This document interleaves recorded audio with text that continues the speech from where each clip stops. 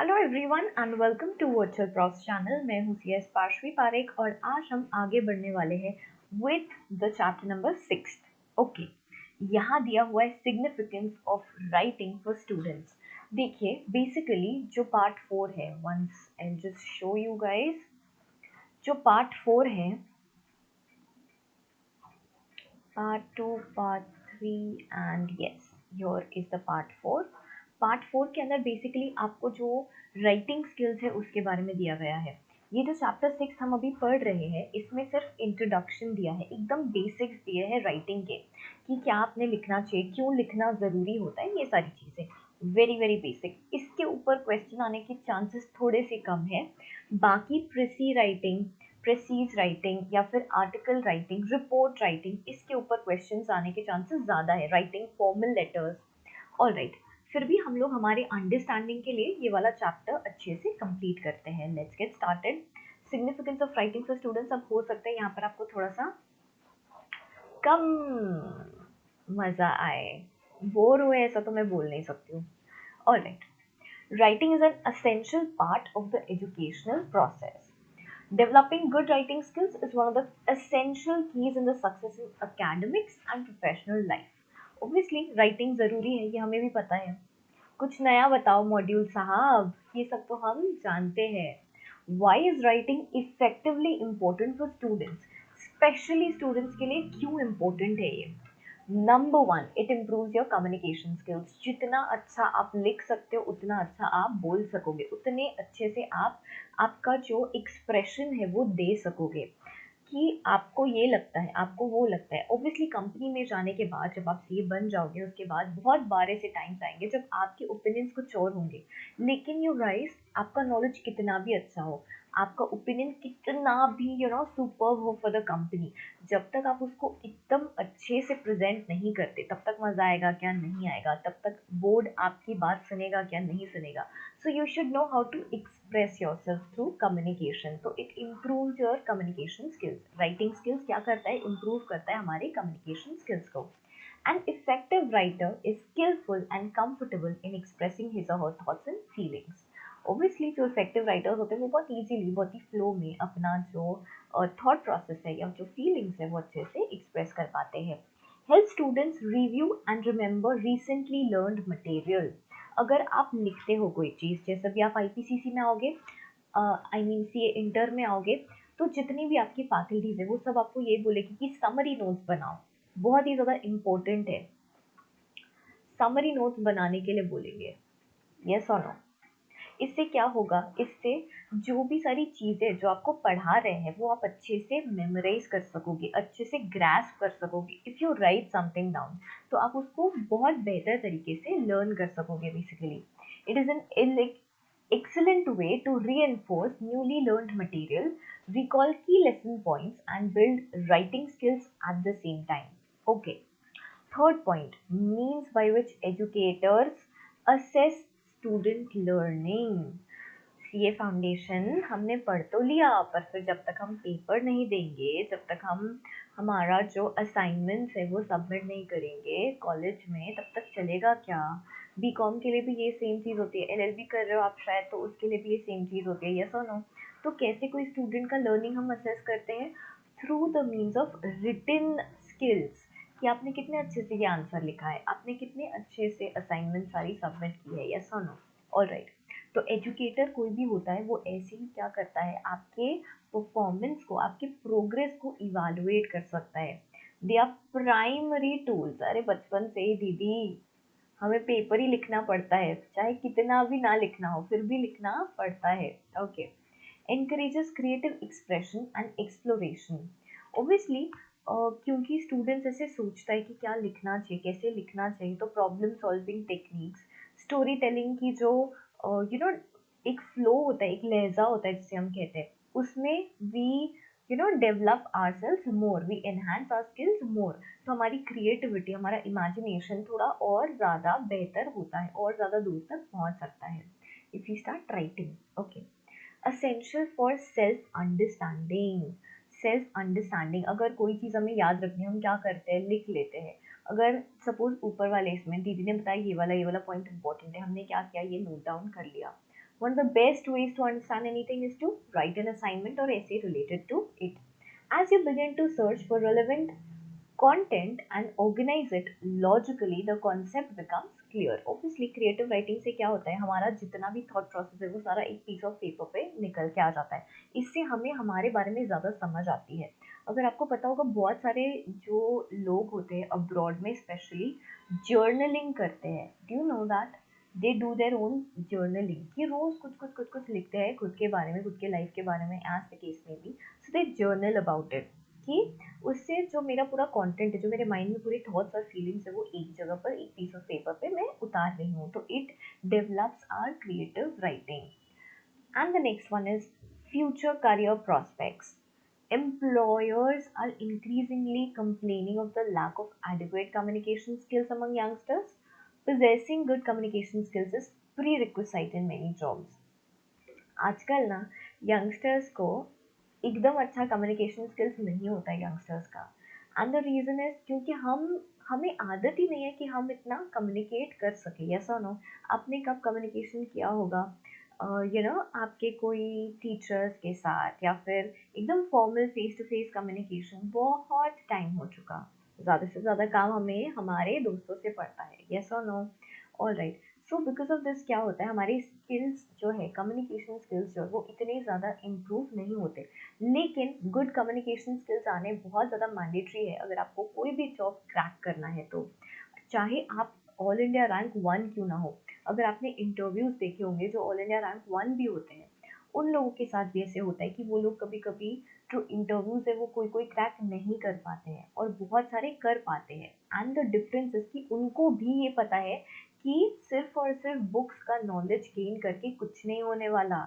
हमें क्या ज़्यादा इम्पोर्टेंट है, that we also present ourselves very nicely, we also have a very good communication skills. All right, moving forward.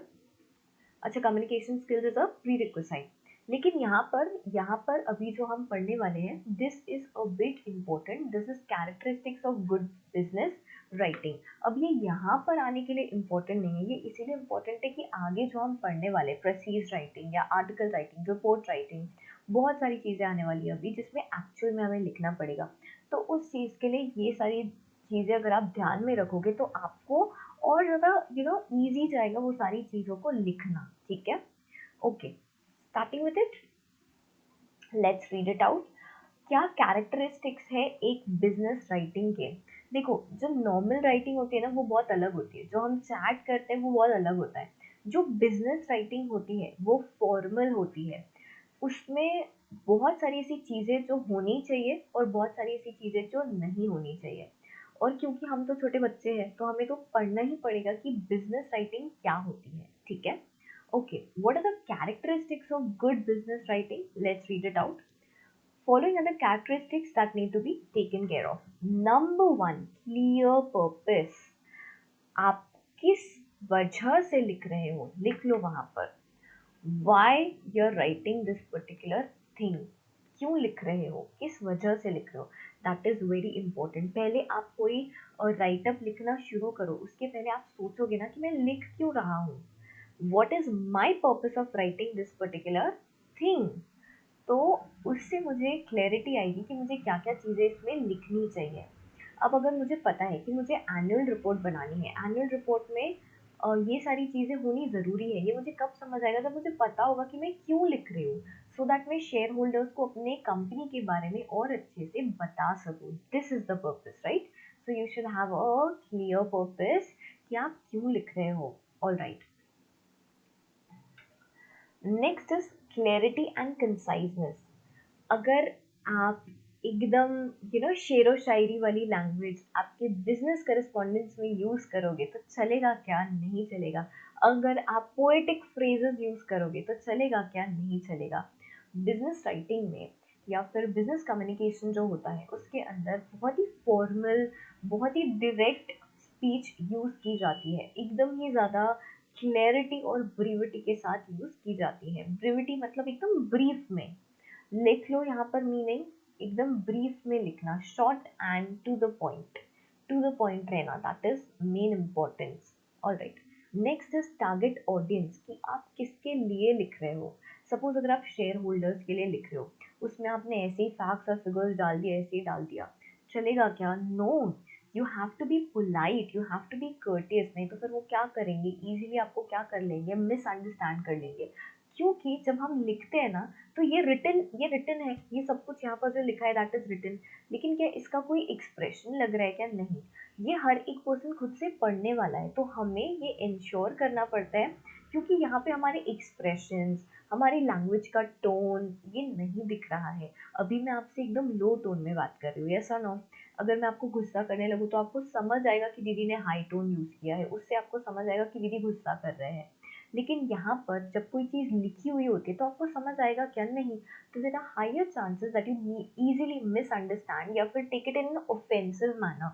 अगर suppose आपका कोई फ्रेंड आपको चैट में के करके रिप्लाई करता है, आपने उसको पूछा कि यहाँ यहाँ चलेगी क्या, उसने आपको रिप्लाई किया के, आप बोलोगे कि ओके लिखने के लिए क्या जाता है तुम्हारा, ऐसे कौन से मिली सेकेंड्स बचा लिए तुमने ओके, तो आपको ऐसे लगेगा कि ये के जो लिखा है ना, ये गुस्सा है अपने से, इसीलिए इसने के लिखा होगा और फिर फुल स्टॉप भी किया है, माय गुडनेस। तो बहुत ज़्यादा चांसेस है कि वो अपन सामने वाले पर्सन को इजीली मिसअंडरस्टूड कर सकते हैं, जबकि उसका ये नॉर्मल तरीका होगा ओके लिखने का, यस और नो? ओके, नेक्स्ट है सूटेबल टोन, कि आपका टोन कैसा है जब आप कोई चीज़ लिखते हो। तो बहुत ज़्यादा चांसेस है मिस इंटरप्रिटेशन के, क्योंकि आपका टोन समझ नहीं आता है, तो you have to write in a suitable tone, मतलब प्लीज वर्ड्स यूज़ करना, बहुत ज़्यादा इनफॉर्मल या फ्रेंडली नहीं हो जाना, बहुत कर्टियस रहना मतलब पोलाइट रहना, सेंसिटिव रहना, सामने वाले के एंगल से सोचना। All right, do not be overly informal और फ्रेंडली, बहुत ज़्यादा इनफॉर्मल या फ्रेंडली होने की ज़रूरत नहीं है। ओके, अप्रोप्रिएट फॉर्मेट, देखो you guys, business writing, business communication के हमेशा स्पेसिफाइड फॉर्मेट्स होते हैं, and we have to stick to standard formats, कि अगर ऐसे दिया है तो ऐसे दिया है, इसमें हम खुद की क्रिएटिविटी नहीं डाल सकते हैं। कोई लेटर है, कोई प्रपोजल है, कोई मेमो है, ये जो सारे टाइप्स होते हैं, इसका एक स्टैंडर्ड स्ट्रक्चर होता है, एक स्टैंडर्ड फॉर्मेट होता है, और हमें वही यूज़ करना चाहिए।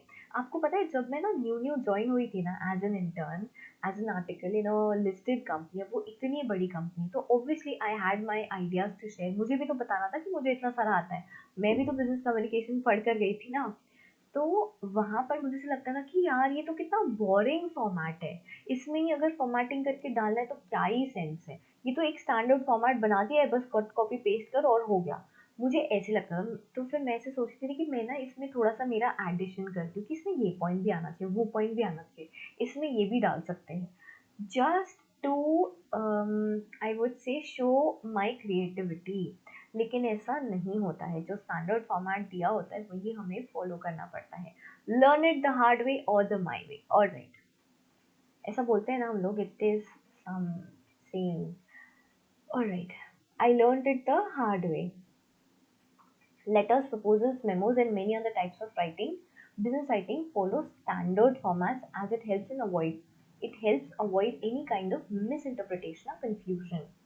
The reader is able to quickly identify the purpose of the document. अगर हमें पता है कि ये वाला हमें प्रपोजल है, यहाँ पर सारे टर्म्स एंड कंडीशंस मेंशन किए हुए हैं, मुझे समझ में आ जाएगा कि ये प्रपोजल मेरे लिए भेजा हुआ है, ये पर्टिकुलर चीज़ के लिए।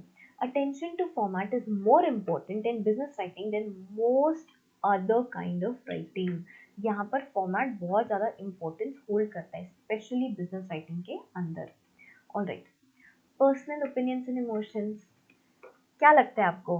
अरे मुझे ऐसे लगता है, जैसे मैं तो इंटर्न थी तो मुझे ऐसे लगता है कि ये आना चाहिए, मुझे ऐसे लगता है वो आना चाहिए, does it hold value? No it doesn't. आप जो बिजनेस करस्पॉन्डेंस होता है, जो बिजनेस कम्युनिकेशन होता है, उसके अंदर आप खुद के ऐसे फ्रेजेस यूज नहीं कर सकते कि I think it should be like that, in my opinion it should be like that, you know I feel we could do this way और दैट वे, ऐसा आप यूज नहीं कर सकते हो। अगर कोई अग्रीमेंट है, अगर कोई बिजनेस प्रपोजल है, अगर कोई लेटर है, कोई मेमो है, ये तो सारे टाइप्स है, सर्क्यूलर है अगर कोई, तो उसमें I think, I might, I would, ऐसा सब आप यूज नहीं कर सकते हो। ये स्ट्रिक्टली एक फॉर्मेट के तरीके से रहना चाहिए, जिसमें सिर्फ फैक्ट्स और फिगर्स का ज़्यादा यूज किया हुआ हो। The writer's personal opinion and or perspective on a matter does not carry any weight. आपके आपके ओपिनियन की ज़रूरत नहीं है यहाँ पर, yes or no?